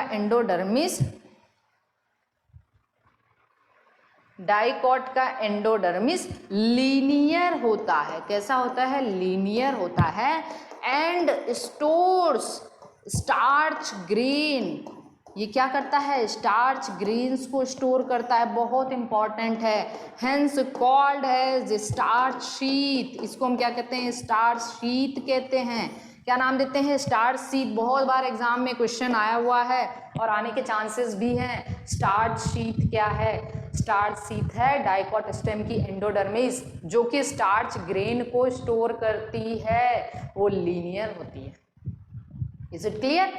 अब बताइए मोनोकॉट की एंडोडर्मिस। सबसे अच्छी बात यह है कि मोनोकॉट में एंडोडर्मिस एब्सेंट होता है। क्या होता है, एब्सेंट होता है। वहां पे हमने देखा जनरल कॉर्टेक्स भी एब्सेंट है, एंडोडर्मिस भी एब्सेंट है। Now come to the root. फिर से हम ट्रांसपोर्ट वाले चैप्टर में ले जाएंगे आपको रूट में। बताइए अभी मैंने ये डायग्राम बनाया था, कौन सा डायग्राम बनाया था, यहाँ आइए, ये वाला डायग्राम बनाया था। मैंने इसको कह दिया एपिडर्मिस, कह दिया। इसको देखिए, ये हो गया रूट हेयर हो गया। रूट वाले चैप्टर में आइए, उसमें ट्रांसपोर्ट वाले चैप्टर में। ये मान लीजिए एक्सोडर्मिस हो गया, ये मान लीजिए जनरल कॉर्टेक्स हो गया, इसकी लेयर। यहाँ बीच में मान लीजिए ये है एंडोडर्मिस। ये क्या है? एंडोडर्मिस। अब आपको कुछ याद आ रहा है? याद आ रहा है तो बहुत अच्छी बात है, मतलब आपकी तैयारी है। एंडोडर्मिस की लेयर आप यहाँ पे कुछ थिकेनिंग शो करती हैं, कुछ थिकेनिंग शो करती हैं जो कि इसको, जो वैक्सी लेयर होती है, इसको हम क्या कहते हैं? कैस्पेरियन स्ट्रिप या कैस्पेरियन बैंड। कैस्पेरियन स्ट्रिप जो कि इम्परवियस टू वाटर होता है। क्या होता है? Impervious to water. यहाँ से, क्योंकि ये वैक्सी लेयर होती हैं। कैसी होती हैं? Waxy layer. मतलब एंडोडर्मिस की लेयर में कुछ थिकेनिंग पाई जाती है जिसको हम कैस्पेरियन स्ट्रिप कहते हैं, और इम्परवियस टू वाटर होता है। तो वाटर यहाँ से तो अब जा नहीं पाएगा, मतलब कौन सा रास्ता बंद हो गया? एपोप्लास्ट वाला रास्ता बंद हो गया, इसीलिए इसको हम कहते हैं एपोप्लास्ट ब्लॉक। एपोप्लास्ट ब्लॉक कहते हैं क्योंकि ये रास्ता बंद हो गया। अब एंडोडर्मिस के आगे से केवल सिम्प्लास्ट होता है। एंडोडर्मिस के आगे से केवल सिम्प्लास्ट होता है, ये बात हमें पता है। तो ये रूट की एंडोडर्मिस में होता है। स्टेम की एंडोडर्मिस हम लोग देख चुके हैं, स्टार्च शीथ कहते हैं, मोनोकॉट में है ही नहीं। रूट की एंडोडर्मिस में ऐसा कुछ होता है। तो देखिए, रूट की एंडोडर्मिस को हम कैसे कहेंगे? रूट की एंडोडर्मिस में ये होगा, ये रास्ता। यहाँ पे हम एंडोडर्मिस में हम कहेंगे कि देखो यहाँ पे क्या होता है? Cells of endodermis. Cells of endodermis, पहली चीज, रूट की एंडोडर्मिस सर्कुलर होती है। कैसी होती है? सर्कुलर होती है। Cells of endodermis so tangential as well as radial thickening, tangential as well as radial thickening, called as Casparian strip, cells of endodermis so tangential as well as radial thickening, called as Casparian strip। अब एक बात आपके दिमाग में आनी चाहिए कि अगर कैस्पेरियन बैंड है, कैस्पेरियन मतलब एक साइंटिस्ट थे, कैस्पेरी करके एक साइंटिस्ट थे, उन्हीं की डिस्कवरी के बाद इसका नाम कैस्पेरियन बैंड हो गया था या कैस्पेरियन स्ट्रिप हो गया। अब आपके दिमाग में एक बात आनी चाहिए कि भैया अगर ये इम्परवियस टू वाटर है, वाटर जाएगा कहाँ से? कोई तो रास्ता होना चाहिए वाटर आगे जाने के लिए, पेरिसाइकिल तक, स्टील तक, मतलब स्टील तक वाटर जाना चाहिए। तो वहाँ पे एक रास्ता है, उस रास्ते को पढ़ने के लिए वहाँ से एक बार क्वेश्चन भी आ चुका है, मैं अभी बता रही हूँ। तो चलिए हम पूरा रूट को अब बनाने की कोशिश करते हैं। जितना मैंने रूट का पार्ट पढ़ाया अभी आप बनाओ। सबसे ऊपर epidermis, single layer, root hair, there is no cuticle, no stomata. फिर उसके नीचे क्या है? Exodermis. Is it clear? Exodermis के बाद general cortex. Is it clear? General cortex के बाद एंडोडर्मिस कैसी होगी? सर्कुलर होगी। यहाँ पे एंडोडर्मिस कैसी होगी? सर्कुलर। तो मैंने ये एंडोडर्मिस बना दिया। एंडोडर्मिस की सेल क्या शो करती हैं? देखिए इसकी सेल्स मैंने बना दिया, एंडोडर्मिस की सेल्स मैंने बना दिया। ये क्या शो करती हैं? Radial as well as tangential thickening, and this is called as casparian band. अब मैं एक बात और पूछने जा रही हूँ, वो हम लोग देखेंगे। चीज ये है कि रूट में अब इसके अंदर क्या होगा? एंडोडर्मिस के अंदर होगा पेरिसाइकिल, एंडोडर्मिस के अंदर क्या होगा? पेरिसाइकिल होगा। अब पेरिसाइकिल पढ़ने से पहले हम एक चीज देखेंगे कि यहाँ पे देखिए, अब वेस्कुलर बंडल होगा, जाइलम होगा, फ्लोएम होगा, जाइलम होगा, फ्लोएम होगा, जाइलम होगा, फ्लोएम होगा। जाइलम में भी दो पार्ट होता है, एक प्रोटोजाइलम होता है और एक मेटाजाइलम। अभी हम लोग वेस्कुलर टिश्यू सिस्टम में पढ़ेंगे इसको। तो जाइलम में दो पार्ट होता है, तो उसमें हमें ये जानना है कि जो प्रोटोजाइलम होता है, रूट में प्रोटोजाइलम पहले होता है और मेटाजाइलम बाद में होता है। ठीक है, तो प्रोटोजाइलम, यहाँ पे मान लीजिए मैंने जाइलम बनाया है प्रोटोजाइलम और यहाँ पे मेटाजाइलम। प्रोटोजाइलम के जस्ट अपोजिट वाला जो एंडोडर्मिस की सेल है, प्रोटोजाइलम के जो अपोजिट वाला एंडोडर्मिस की जो सेल होती है, मान लीजिए ये प्रोटोजाइलम है, इसके जस्ट अपोजिट ये प्रोटोजाइलम है, इसके जस्ट अपोजिट वाली एंडोडर्मिस की cell, they lack Casparian strip. उनमें कैस्पेरियन स्ट्रिप नहीं होता, तो उसमें वाटर जा सकता है वहां से, और उस सेल को कहते हैं पैसेज सेल या ट्रांसफ्यूजन सेल। उसको क्या कहते हैं? पैसेज सेल या फिर transfusion cell.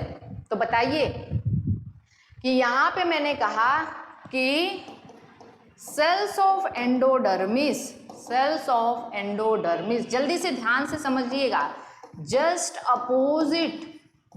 Opposite to protoxylem, just opposite to protoxylem lack Casparian strip and that cell is called as passage cell। क्या कहते हैं इसको? पैसेज सेल, या फिर इसी को हम और क्या कहते हैं? ट्रांसफ्यूजन सेल, या इसको हम और क्या कहते हैं? Transfusion cell. ये नीट का क्वेश्चन है, ये एग्जाम में आ चुका है, ये एग्जाम में आ चुका है, और यहीं से फिर वाटर जाएगा। तो this is all about the endodermis of root. खत्म कहानी। एंडोडर्मिस ये दोनों रूट में होता है, ये दोनों रूट में होता है। हमने एंडोडर्मिस पढ़ा है, तो endodermis of stem, dicot stem में कैसा है? मोनोकॉट स्टेम में एब्सेंट ही है, और रूट में क्या? तो पैसेज सेल ये एग्जाम में क्वेश्चन आ चुका है। ओके, तो this is all about the. और ये एक्स्ट्रा स्टीलर ग्राउंड टिश्यू भी खत्म हो चुका, एक्स्ट्रा स्टीलर ग्राउंड टिश्यू भी खत्म हो चुका। चलिए अब हम आ जाते हैं इंट्रा स्टीलर ग्राउंड टिश्यू। किस में आ जाते हैं? इंट्रा स्टीलर ग्राउंड टिश्यू में आ जाते हैं। चलिए नेक्स्ट आते हैं हम लोग इंट्रा स्टीलर ग्राउंड टिश्यू। कोई दिक्कत होगी? नहीं होनी चाहिए। वैसे इंट्रा स्टीलर ग्राउंड टिश्यू में बहुत जल्दी लाइव क्लासेस लूँगी, और वहाँ पे आप मुझसे सवाल भी पूछ सकते हो। जल्दी ही मैं लाइव क्लास लेने वाली हूँ, ऑनलाइन क्लास, और जिन बच्चों को भी एडमिशन लेना होगा तो उसके बारे में इंफॉर्मेशन मैं एक नंबर प्रोवाइड करूँगी, वो हमारे ऑफिस का नंबर होगा, उस पर आप कॉल करेंगे, आपको सारी की सारी इंफॉर्मेशन दे दी जाएगी, कैसे आपको एडमिशन लेना है। एक्चुअली ऐप होगा हमारी कोचिंग का, उस पर आपको एडमिशन लेना होगा, और फिर आप उसको पढ़ सकते हैं। ठीक है, लाइव क्लास कर सकते हैं। चलिए देखिए, intra stealer ground tissue. Intra stealer में स्टील के अंदर, स्टील क्या है? आपको आ चुका होगा स्टील क्या है। स्टील है हमारे एंडोडर्मिस के अंदर जो कुछ भी है वो स्टील है। तो सबसे पहली लेयर क्या होनी चाहिए इसकी? पेरीसाइकल। इसकी सबसे पहली लेयर क्या है? पेरीसाइकल है। अब हम देखेंगे कि पेरीसाइकल भाई इन स्टेम कैसा है, इन स्टेम कैसा है, और पेरीसाइकल इन रूट कैसा है, इन रूट कैसा है। तो चलिए सबसे पहले हम स्टेम में देख लेंगे। स्टेम में भी हम देखेंगे इन डाइकॉट स्टेम कैसा है, ये इन डाइकॉट स्टेम कैसा है, और रूट में हम देख लेंगे इन मोनोकॉट स्टेम कैसा है। फिर रूट का अलग देखेंगे, रूट का हम अलग देखेंगे। तो चलिए हम डाइकॉट स्टेम में देखते हैं कि पेरीसाइकिल कैसा है। डाइकॉट स्टेम में हम देखते हैं कि पेरीसाइकिल कैसा है। एक्चुअली मुझे वेस्कुलर टिश्यू सिस्टम पहले पढ़ा देना चाहिए था, तो आप लोगों को जाइलम फ्लोएम की पोजीशन पता होती तो ज़्यादा मज़ा आता, लेकिन कोई बात नहीं, अभी मैं इसको रिवाइज कराऊंगी तो सब क्लियर हो जाएगा। तो चलिए स्टेम में पेरीसाइकिल कैसा होता है। तो देखिए हम पहले स्टेम को बनाते चले बिल्कुल। आप मेरे साथ बनाएंगे कि डाइकॉट स्टेम में सबसे पहले क्या होगा? सबसे पहले होगा एपिडर्मिस, क्यूटिकल, एपिडर्मल हेयर्स होगा ना, ट्राइकोम। फिर क्या होगा? Collenchymatous hypodermis. कैसा हाइपोडर्मिस होगा? Collenchymatous, not sclerenchymatous. Sclerenchymatous कहाँ होगा? मोनोकॉट में होगा। फिर होगा क्या? General cortex. जनरल कॉर्टेक्स के बाद क्या होगा? एंडोडर्मिस। एंडोडर्मिस लीनियर होगी, स्टार्च ग्रेन को स्टोर करेगी, इसलिए इसको हम स्टार्च शीट भी कहेंगे, चलिए अब आते हैं हम लोग पेरीसाइकिल पे। पेरीसाइकिल को देखते हैं। तो पेरीसाइकिल पढ़ने से पहले हम यहाँ बना दे रहे हैं vascular bundle, xylem phloem, xylem phloem, xylem phloem. अब बता दूं, फ्लोएम के जस्ट ऊपर pericycle present in form of सेमील्यूनर patches. Pericycle present in form of सेमील्यूनर patches called as bundle cap. What is this? This is a pericycle in form of semilunar patches, in form of semilunar patches. Is it clear? बहुत important है ये, बहुत important है। Exam में पूछा जाता है कि what is bundle cap, where it is present.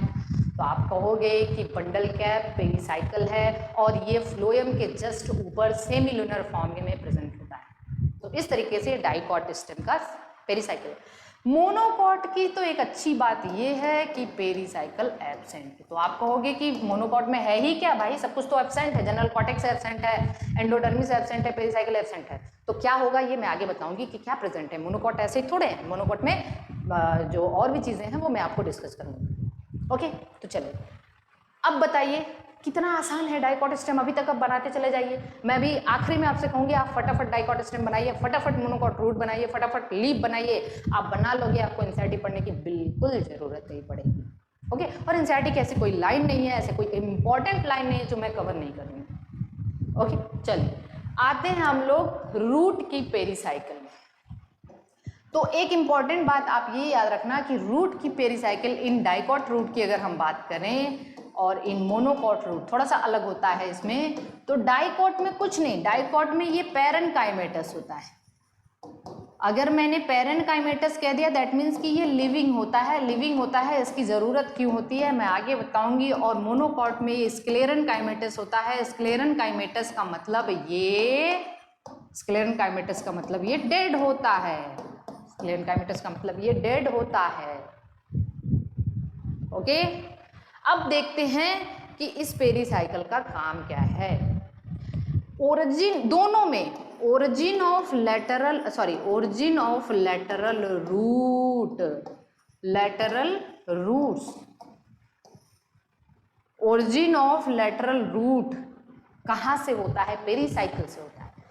जो जैसे रूट मैंने बनाया, रूट में देखते हो ये लेटरल रूट्स निकलती हैं, लेटरल रूट्स निकलती हैं। इस लेटरल रूट की ओरिजिन कहाँ से होती है?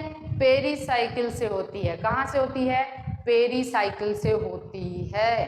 तो याद रखना कि ये ओरिजिन ऑफ लेटरल रूट के लिए रिस्पॉन्सिबल है। दूसरा काम इसका क्या है पेरीसाइकिल का? दूसरा काम ये है, पहली चीज तो बताइए पेरीसाइकिल क्या है? First layer of steel, this is the first layer of steel. Pericycle steel का फर्स्ट लेयर है, ओरिजिन ऑफ लेटरल रूट यहीं से होती है। अगली चीज क्या बताई मैंने? अगली चीज ये है origin of more cork cambium and less vascular cambium.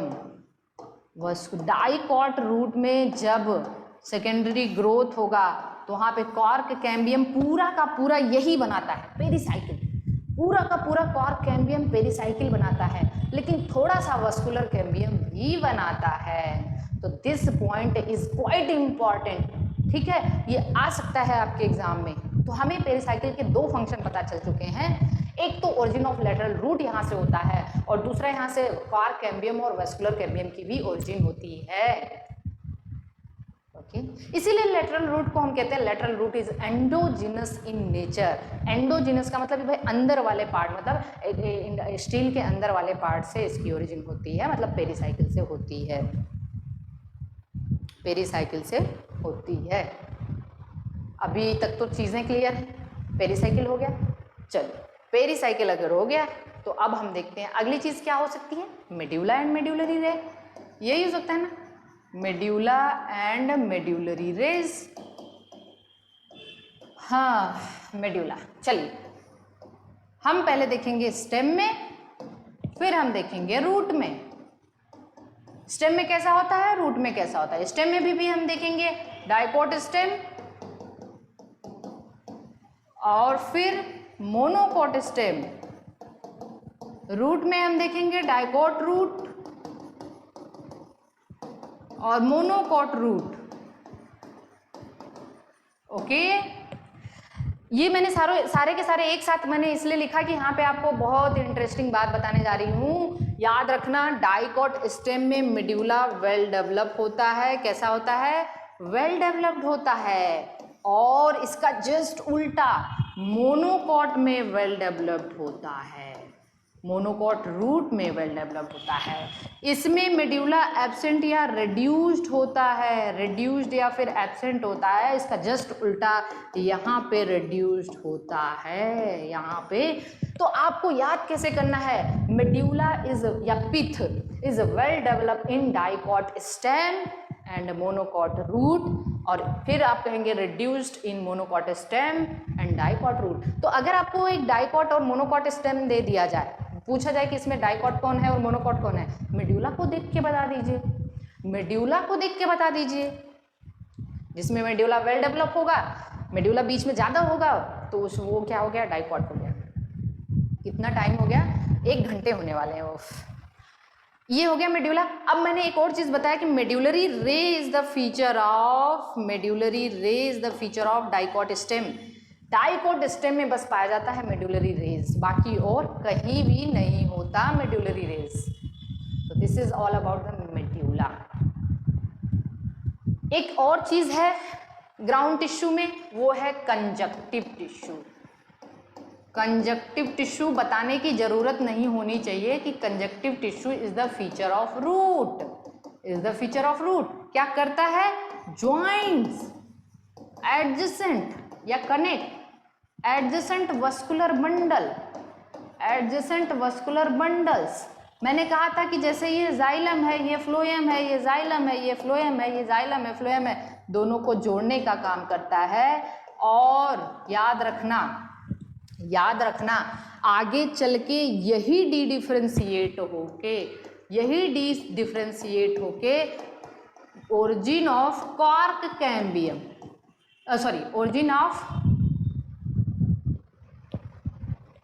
Origin of vascular cambium, यहीं से किसकी ओरिजिन होती है, वस्कुलर कैम्बियम। अब आप कहोगे वस्कुलर कैम्बियम, हमने पेरीसाइकिल भी ओरिजिन हो रही थी, पेरीसाइकिल की भी ओरिजिन हो रही थी, लेकिन पेरीसाइकिल वेस्कुलर कैम्बियम बहुत थोड़ा बनाता है, कॉर्क कैम्बियम पूरा बनाता है, और वेस्कुलर कैम्बियम ज़्यादा कौन बनाता है, यही conjunctive tissue. So this is all about the ground tissue. जल्दी से रिकॉल करिए ग्राउंड टिश्यू, एक्स्ट्रा स्टीलर और इंट्रा स्टीलर। यहाँ तक चीज़ें समझ में आ गई है, एक्स्ट्रा स्टीलर ग्राउंड टिश्यू क्या है, इंट्रा स्टीलर ग्राउंड टिश्यू क्या है, उनमें क्या डिफरेंसेस हैं, ये सब आप एकदम अच्छे से समझ लीजिए। चलिए आगे हम लोग पढ़ने जा रहे हैं, आगे हम लोग पढ़ने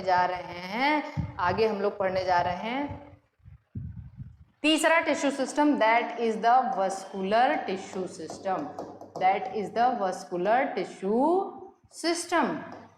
देखिए वस्कुलर टिश्यू सिस्टम में हम लोग वस्कुलर बंडल को पढ़ेंगे, और वस्कुलर बंडल का हम लोग देखेंगे कि अरेंजमेंट कैसा होता है। वस्कुलर बंडल का arrangement, there are 2 types of vascular bundle. First is the radial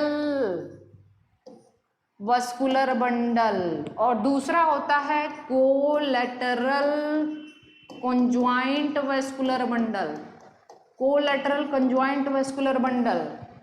ध्यान से देखिए, radial vascular bundle, collateral conjoint vascular bundle. तो सबसे पहले चीज है radial vascular bundle is the feature of root, radial vascular bundle is the feature of root. ये चीज क्लियर हो चुकी है, radial vascular bundle is the feature of root. Okay, चलिए कोलैटरल कंजॉइंट के बारे में देखेंगे। कोलैटरल कंजॉइंट भी 2 होता है, collateral conjoint collateral conjoint open type and collateral conjoint close type, collateral conjoint close type. देखते हैं इनमें क्या अंतर है। पहले रूट में देख लेते हैं। रूट में वस्कुलर बंडल क्या होता है, इसकी खास बात है xylem and phloem at different radius and alternate xylem और फ्लोएम। जैसे ऐसे होगा, देखिए जाइलम होगा फिर फ्लोएम होगा, फिर जाइलम होगा फ्लोएम होगा, जाइलम होगा फ्लोएम, मतलब डिफरेंट रेडियस में अल्टरनेट है, डिफरेंट रेडियस पे हैं और अल्टरनेट हैं। इसको radial arrangement of vascular bundle कहते हैं, जो फीचर होता है रूट का, चाहे वो डाइकॉट रूट हो चाहे मोनोकॉट। अब एक बात बताइए, मैंने पिछले लेक्चर में आपको एंडार्क एक्सार्क पढ़ाया था। रूट में किस तरीके का वस्कुलर बंडल होता है, एक्सार्क होता है। एक्जार को हम लोग सेंट्रीपिटल भी कहते हैं। सेंट्रीपिटल का मतलब प्रोटोजाइलम बाहर, मेटाजाइलम अंदर, ये सब चीजें आप पिछले लेक्चर में देख लीजिएगा। ओके, चलिए कोलेटरल कंजॉइंट ओपन टाइप का मतलब होता है, कोलेटरल का मतलब देख लेते हैं, जाइलम एंड फ्लोएम ज्वाइंटेड, मतलब ज्वाइंट का मतलब jointed and at same radius, कहाँ होते हैं, सेम रेडियस पे होते हैं, सेम रेडियस पे होते हैं जाइलम फ्लोएम, सेम रेडियस पे होते हैं। ओके, तो जाइलम फ्लोएम ज्वाइंटेड होते हैं और सेम रेडियस पे होते हैं, ऐसे होते हैं, देखिए ऐसे होते हैं xylem phloem.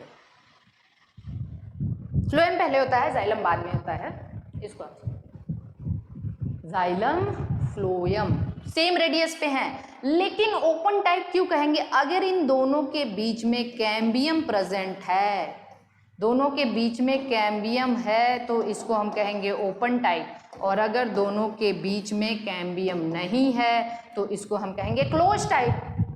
Cambium responsible for secondary growth, cambium किसके लिए रिस्पॉन्सिबल है, सेकेंडरी ग्रोथ, तो ये कहाँ पाया जाएगा भाई, ये पाया जाएगा डाइकॉट स्टेम में। कहाँ पाया जाएगा, डाइकॉट, मोनोकॉट स्टेम में तो नहीं होगा, क्योंकि मोनोकॉट स्टेम में तो सेकेंडरी ग्रोथ होती नहीं है, होती है क्या, नहीं होती है, कुछ एक्सेप्शंस हैं, वो अभी आपको नहीं पढ़ना है, पहले पढ़ा करते थे हम लोग, ठीक है।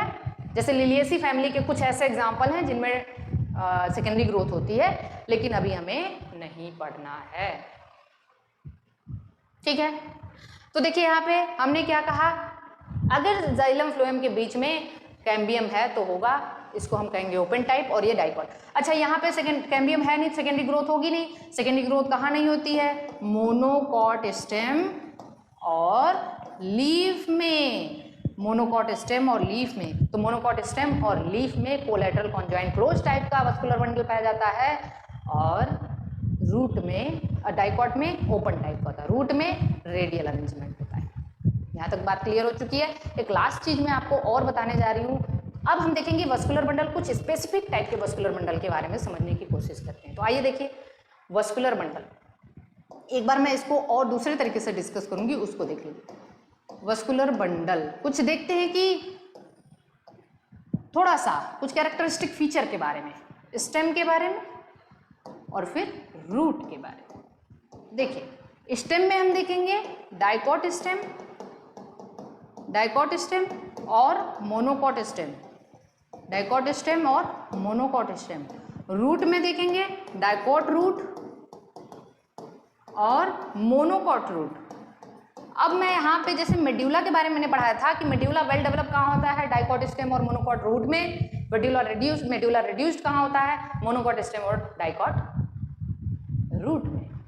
ओके, लेकिन अब आप एक बात जानना, चाहे वो डाइकॉट स्टेम हो चाहे वो डाइकॉट रूट हो, there are few number of vascular bundle, few number of vascular bundle. चीजें एक एक करके पढ़ते जाओगे ना, आप डायग्राम देख के बता सकते हो ये डाइकॉट स्टेम है कि मोनोकॉट स्टेम है। यहाँ पे भी few number of vascular bundle, few number of vascular bundle मतलब 2 या 4 हो सकते हैं, 2 or 4, अप्रॉक्सीमेटली 2 to 4।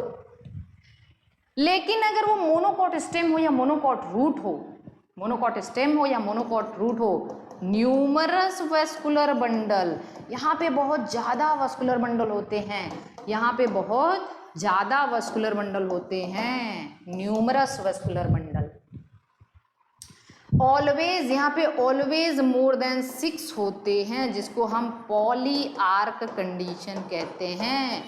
इसमें जनरली 4 होते हैं, इसको हम लोग टेट्रार्क कंडीशन कहते हैं। क्या देख के बता दोगे ना आप, टेट्रार्क देख के बता दोगे, डायग्राम देख के बता दोगे कि ये मोनोकॉट रूट है कि डाइकॉट रूट है। हमेशा 6 से ज्यादा मतलब ज्यादा से ज्यादा वास्कुलर बंडल होगा तो वो मोनोकॉट रूट होगा, कम वास्कुलर बंडल होगा तो डाइकॉट रूट होगा, यही ना। सेम इसी तरीके से आ जाओ, यहाँ पे देख लेते हैं हम, डाइकॉट स्टेम में देख लेते हैं। डाइकॉट स्टेम के वास्कुलर बंडल का एक बहुत स्पेसिफिक फीचर है, ring arrangement of vascular bundle. वो क्या है, ring arrangement of vascular bundle, ring arrangement of vascular bundle,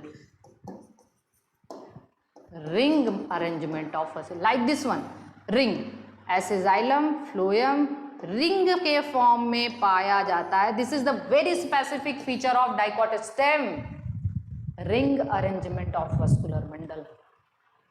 monocot में ये स्केटर्ड होता है। कैसा होता है? स्केटर्ड, बिखरा हुआ, जैसे ऐसे। लेकिन इसमें भी दो चीजें हैं, जो छोटा वस्कुलर बंडल होता है वो पेरीफेरी पे होता है, और जैसे जैसे बीच में आते जाओगे वस्कुलर बंडल का साइज बढ़ता जाएगा, वस्कुलर बंडल का साइज बढ़ता जाएगा। तो smaller at periphery, smaller at periphery, smaller at periphery, larger in centre, larger in centre, larger in centre. दूसरी खास बात है, vascular bundle are surrounded by sclerenchymatous sheath, vascular bundle are surrounded by sclerenchymatous sheath called as bundle cap, sorry bundle sheath called as bundle cap. क्या था जल्दी से बताओ? Bundle cap था पेरीसाइकल सेमीलुनर पैचेस के फॉर्म में over the phloem in dicot stem. Is it clear? Smaller at periphery, larger in center, called as bundle sheath. And one more feature of monocot stem का vascular bundle का one more feature है, water cavities are present, water cavities present in form of Y or V shaped, Y or V shaped. So this is all about the vascular tissue system. तो ये हमारा tissue system है। 1 minute, हम अगर 5 minute ले लें तो हम लीफ को भी पढ़ा सकते हैं। अगर हम 5 मिनट ले लें तो हम यहाँ पे लीफ को भी पढ़ा सकते हैं। अब टिश्यू सिस्टम, अगर मैं आपसे कहूँ, अब मैं आपसे कहने वाली हूँ कि आप डाइकॉट स्टेम बनाओ, जल्दी से मेरे साथ बनाओ डाइकॉट स्टेम, पूरा डाइकॉट स्टेम बनाओ जल्दी से। हम लोग सबसे पहले क्या बनाएंगे? एपिडर्मिस बना लिया, क्यूटिकल बना लिया, एपिडर्मल हेयर्स बना लिया, कोलन काइमेटस हाइपोडर्मिस होगा, कोलन काइमेटस। हम डाइकॉट की बात कर रहे हैं, अगर मोनोकॉट कहूंगी तो आप स्क्लेरन काइमेटस हाइपोडर्मिस बनाओगे। फिर होगा जनरल कॉर्टेक्स, कई लेयर हो सकती हैं, एक लेयर या कई लेयर हो सकती हैं। फिर आएगा endodermis, starch sheath, starch grain को स्टोर करता है। फिर आएगा हमारा पेरीसाइकल, सॉरी पेरीसाइकल सेमील्यूनर फॉर्म में प्रेजेंट होगा, सेमील्यूनर फॉर्म में प्रेजेंट होगा ओवर फ्लोएम पैचेस में। और जाइलम फ्लोएम हमारा होगा रिंग अरेंजमेंट, जाइलम फ्लोएम होगा रिंग अरेंजमेंट। बीच में आएगा मेड्यूला, मेड्यूला होगा वेल डेवलप, और मेड्यूला से निकली रहेंगी मेड्यूलरी रेज, क्योंकि हम डाइकॉट स्टेम बना रहे हैं। हो गया डाइकॉट स्टेम, कोई दिक्कत नहीं। हम कहेंगे चलो मोनोकॉट स्टेम बनाओ, तो आप बनाओगे एपिडर्मिस, लेकिन नहीं बनाओगे क्यूटिकल, नहीं बनाओगे ट्राइकोम्स, नहीं बनाओगे स्टोमेटा, आप बनाओगे स्क्लेरन काइमेटस हाइपोडर्मिस बनाओगे। जनरल कॉर्टेक्स है ही नहीं, एंडोडर्मिस है ही नहीं, पेरीसाइकिल है ही नहीं, तो है क्या? है वस्कुलर बंडल जो कि स्कैटर्ड फॉर्म में है। स्कैटर्ड में बाहर छोटे वाले, अंदर बड़े वाले, ठीक है, अंदर बड़े वाले। बंडल शीथ होगा यहाँ पे, स्क्लेरन काइमेटस शीथ होगा, bundle sheath. This is the monocot stem, this is the monocot stem. मैं कहूँगी कि रूट बनाइए, डाइकॉट रूट बनाइए, डाइकॉट मोनोकॉट रूट बनाइए, आप बना लोगे, कोई दिक्कत नहीं, बना लोगे। अब हम पढ़ेंगे लीफ। लीफ छोड़ दिया था बेचारी, हमें सारी कहानी हमारी शुरू होती है लीफ से, खाना वाना मिलता वहीं से, हमने उसको सबसे पीछे कर दिया। चलिए ज़्यादा इज्जत देंगे इसको, चलिए लीफ पढ़ लेते हैं भाई। देखिए लीफ, लीफ में हमें कहा था 2 एपिडर्मिस है, दोनों तरफ क्यूटिकल है। स्टोमेटा के बारे में बताया था, डाइकॉट में कैसा है, मोनोकॉट में कैसा है। तो चलिए एक सबसे इंपॉर्टेंट चीज मैं आपको बता दूं, सबसे इंपॉर्टेंट चीज ये है, लीफ की दोनों एपिडर्मिस के बीच के स्पेस को कहते हैं ground tissue. That is very very IMP. Leaf का ग्राउंड टिश्यू को ही कहते हैं मीजोफिल। क्या कहते हैं? मीजोफिल। अरे वाह, क्या बात है, क्या बात है। लीफ के दोनों एपिडर्मिस के बीच के जगह को कहते हैं ग्राउंड टिश्यू, और लीफ का ग्राउंड टिश्यू को ही कहते हैं मीजोफिल। M I clear? चलिए इतनी चीज तो पता चल चुकी है। अच्छा अब आते हैं हम लीफ में, देख लेते हैं भाई डाइकॉट लीफ कैसा है और मोनोकॉट लीफ कैसा है। डाइकॉट लीफ कैसा है, मोनोकॉट लीफ कैसा है। तो एक चीज मैं आपको बता दूं, डाइकॉट लीफ को हम लोग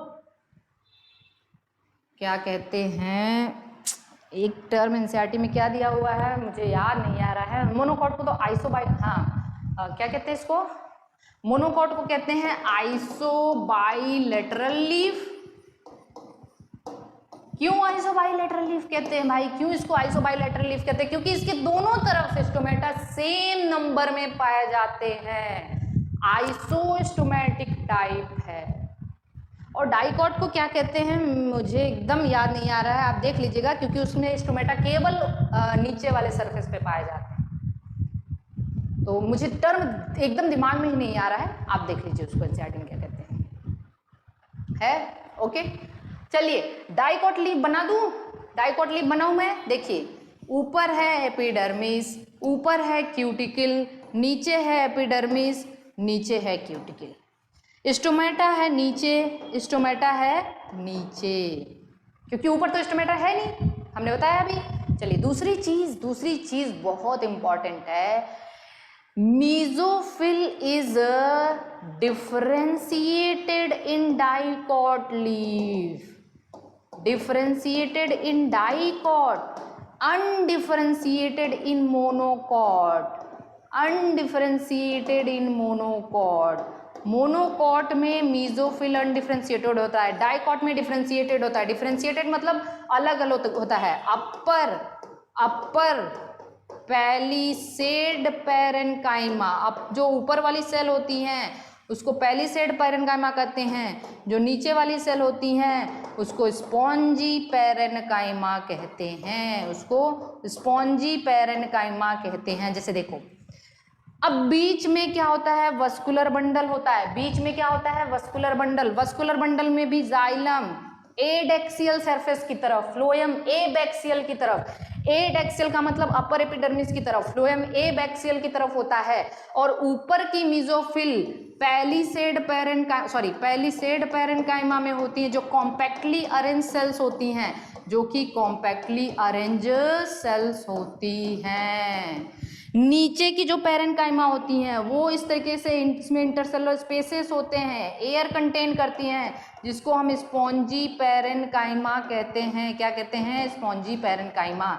ये क्या है, पैलिसेड पैरेन्काइमा है। पैलिसेड पैरेन्काइमा कॉम्पैक्टली अरेंज होती हैं, ये लूजली पैक होती हैं, यहाँ पे क्लोरोप्लास्ट होता है, ये फोटोसिंथेसिस कर सकती है। This is about the dicot leaf, dicot leaf. Okay, come to the monocot leaf.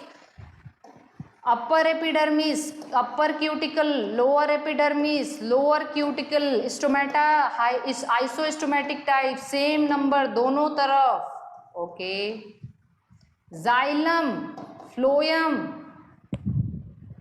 अब एक चीज बता दूं, फिर से आएंगे हम लोग उसमें फोटोसिंथेसिस वाले टॉपिक में, वहां पे हम आएंगे क्रांजेनोटॉमी। कहाँ आएंगे, क्रांजेनोटॉमी भी पाया जाता है मोनोकॉट में, C4 प्लांट्स में, गन्ना में, मेज में, है ना। और बंडल, वेस्कुलर बंडल के चारों तरफ कुछ बंडल शीथ सेल्स होती है। क्या होती हैं, बंडल शीथ सेल्स होती हैं, जो सेवरल लेयर्स होती हैं, जो टाइटली पैक्ड होती हैं, बाहर से कोई गैसेस एक्सचेंज नहीं हो सकता। तो यहाँ पे बंडल शीथ सेल होती हैं। क्या होती है, बंडल शीथ सेल्स। और यहाँ पे मेसोफिल अनडिफरेंशिएटेड मतलब एक ही टाइप की सेल होती है। जैसे वहाँ पे ऊपर पैलिसेड था, नीचे स्पॉन्जी था, तो यहाँ पे मेसोफिल अनडिफरेंशिएटेड होता है। इज इट क्लियर, कोई दिक्कत है, एकदम क्लियर हो गया लीफ। अब मैं आपको एक और चीज बताऊंगी यहाँ पे, वो सबसे आखिरी टॉपिक है इस आज के लेक्चर का, वो है इन ग्रासेस कुछ स्पेसिफिक अरेंजमेंट। ग्रासेस की जो अपर एपिडर्मिस होती हैं उनकी कुछ सेल मॉडिफाई हो जाती हैं, स्फेरिकल बन जाती हैं। अपर एपिडर्मिस की कुछ सेल ओवल एंड स्फेरिकल हो जाती हैं, जो कलरलेस होती हैं और जो स्टोर करती हैं सिलिका क्रिस्टल, सिलिका क्रिस्टल्स को स्टोर करती हैं। जिनको हम कहते हैं बुलीफॉर्म सेल्स। क्या कहते हैं? Bulliform cells. तो आपसे पूछा जाता है कि बुलीफॉर्म सेल्स किस एपिडर्मिस का मॉडिफिकेशन है? अपर एपिडर्मिस का मॉडिफिकेशन है। This is the modification of upper epidermis. This is the modification of upper epidermis. Modification of upper epidermis, colourless, and they are turgor operated cell. Turgor operated cell, turgor operated cell का मतलब इनमें turgor pressure change हो सकता है। ये क्या करती हैं? सिलिका क्रिस्टल स्टोर करती हैं। सिलिका क्रिस्टल स्टोर होने की वजह से they are responsible for rough texture of grasses. Rough texture of grasses, rough texture of grasses का मतलब आप किसी भी घास को ले लीजिए, उसको छुओगे तो वो खुरदुरा दिखाई देगा, उसमें ग्रिटीनेस आएगा, और उसका रीजन है कि यहाँ पे सिलिका स्टोर होता है। They are responsible for rough texture of grasses and also they are responsible for rolling and unrolling of leaf. Rolling and unrolling of leaf का मतलब ये हुआ कि जब वाटर स्कार्सिटी होती है, पानी की कमी होती है, तो ये फ्लैसिड हो जाती हैं, जिससे पत्तियां ऐसे अनरोल हो जाती, सॉरी रोल हो जाती हैं, मुरझा जाती हैं। और जब पानी ज़्यादा होता है तो वाटर एब्जॉर्ब करके वो टर्जिड हो जाती है, जैसे पत्तियां एक्सपोज हो जाती है। तो पत्तियों के खुलने और बंद होने, रोलिंग और अनरोलिंग होने के लिए bulliform cells responsible. Is it clear? तो this is all about today's lecture. बहुत अच्छे से इसको पढ़िएगा, एकदम आसान है, एकदम आसान है, कुछ भी दिक्कत नहीं होनी चाहिए। अगले लेक्चर में हम लोग अब बच क्या रह गया है? केवल और केवल वो रह गया, सेकेंडरी ग्रोथ रह गई है। हार्टवुड, सैपवुड, ऑटम वुड और ये सबसे क्या कहते हैं उसको, वुड के बारे में हम लोग पढ़ेंगे थोड़ा सा। बहुत अच्छे से इस लेक्चर को 1-2 बार जरूर देखिए और अपने फ्रेंड्स को भी दिखाइए, उनको शेयर कर दीजिए ताकि उनको एक बहुत बढ़िया सा लेक्चर मिल जाए। Okay, so all the best, पढ़ते रहिए। अगले लेक्चर में हम लोग इसको कंप्लीट करने वाले हैं।